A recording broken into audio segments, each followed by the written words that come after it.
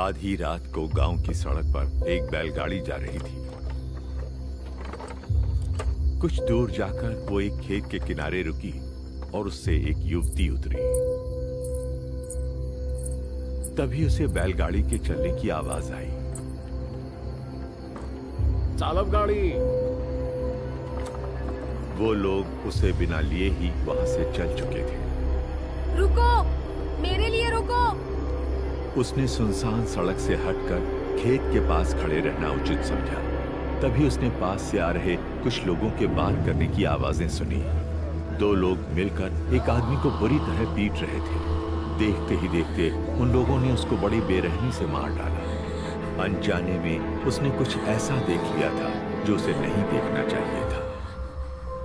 कुछ समय बाद दिसंबर का सर्द महीना था। काली अंधेरी रात के आगोश में धीरे धीरे हवा की लहरें आ रही थी।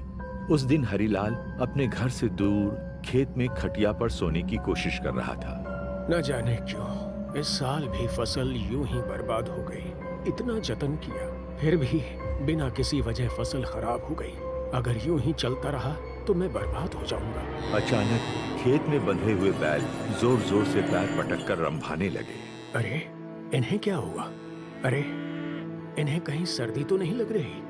जरा अलाव जला देता हूँ। और जैसे ही वो वापस मुड़े, अलाव के उजाले में उनकी नजर खाट पर पड़ी। उनके होश फाख्ता हो गए। एक युवती उनकी खाट पर बैठी बुरी तरह हाँफ रही थी। कौन हो तुम? खून। वहाँ मैंने एक आदमी का खून होते हुए देखा। मैं पेड़ के पीछे छुप के देखती रही और तभी उन्होंने उस आदमी पे चाकू से कई वार किए और मार डाला। आपके खेत से कुछ दूरी पे जो इमली का पेड़ है, उसके नीचे उस लाश को गाड़ दिया। हरिलाल ये सुन के हक्का बक्का रह गया, पर उसने उस युवती को आश्वस्त किया। आप डरिए नहीं, यहाँ आपको कोई खतरा नहीं है। आपका नाम क्या है और किस गांव की रहने वाली हैं? मेरा नाम ज्योति है। मैं पास के वर्धा गांव की रहने वाली हूँ। वहाँ के जमींदार किशन चंद की पत्नी हूँ। मैं पास के गांव की एक शादी में आई थी। रास्ते में गाड़ी रुकवा के मैं लघु शंका को गई, पर वापस आके देखा कि वो मुझे छोड़ के ही चले गए हैं। पर वो लोग कौन थे? 3 लोग थे, जिसमें से एक लंगड़ा बैसाखी लेके चल रहा था, दूसरे को वो कल्लू बुला रहे थे और जिसका खून हुआ उसको विनोद बोल रहे थे। अरे वो तो बड़े खतरनाक लोग मालूम पड़ते हैं। कल सुबह मैं आपके साथ पुलिस स्टेशन चलूंगा। आप तब तक उस कुटिया में निश्चिंत होकर सो जाइए। मैं यहीं खाट पे से खेत की निगरानी करूंगा। बहुत रात हो गई थी। हरिलाल के आश्वासन को मानते हुए वो युवती उस कुटिया में सोने चली गई। हरिलाल की भी जल्द ही आंख लग गई। सूरज सर पर चढ़ाया था। हरिलाल आंख मलते हुए उठा और कुटिया की ओर निकल पड़ा। बड़ी देर तक सोता रह गया, पर अंदर कोई नहीं था। आश्चर्य से इधर उधर देखा, पर उसे कोई नहीं मिला। कमाल है, आखिर वो औरत गई तो गई कहाँ? उसने बताया था कि कल कुछ लोगों ने एक आदमी को मारकर वहीं इमली के पेड़ के नीचे दफना दिया था। मुझे पुलिस में खबर करनी चाहिए। कुछ देर बाद वो इंस्पेक्टर विजय की केबिन में बैठा हुआ था।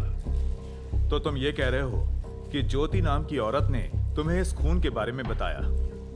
जी साहब। कहाँ है वो? तुम्हारे साथ क्यों नहीं आई? मुझे नहीं पता साहब। सुबह जब मैं अपनी कुटिया में गया तो वो वहां से जा चुकी थी। ये कोई कहानी तो नहीं है जो तुम मुझे सुना रहे हो हरिलाल? हमारा वक्त बर्बाद किया तो परिणाम अच्छा नहीं होगा। हुजूर, मैं ठहरा गरीब सीधा सादा किसान, भला मैं ऐसी जुर्रत क्यों करूंगा? उस औरत ने बताया था कि मेरे खेत से कुछ दूर जो इमली का पेड़ है, वहीं लाश को दफनाया गया है। यही बताने में चला आया। अगर तुम्हारी बात सच है तो तुम बच जाओगे, वरना मैं तुम्हें जेल में डाल दूंगा। साठे, जहां ये बोल रहा है वहां जरा आदमी भेज के खुदाई शुरू करो। जी साहब। हरिलाल की बताई हुई जगह पर साठे और अन्य पुलिसकर्मियों ने खुदाई का काम चालू करवाया। पता नहीं कहां से ये हरिलाल सुबह सुबह आ धमका। मुझे तो लगता है ये सब इसकी मनगढ़ंत कहानी है। काफी वक्त बीत जाने के बाद भी कुछ हाथ नहीं लगा। मेरा शक सही निकला। ये हरिलाल बस पट्टी पढ़ा रहा था, कोई खून नहीं हुआ है। तभी एक मजदूर चिल्लाया, साहब ये देखिए, खुदाई में जो निकला था उसे देख के सभी अचंभित रह गए। गड्ढे में एक मानव कंकाल पड़ा हुआ था।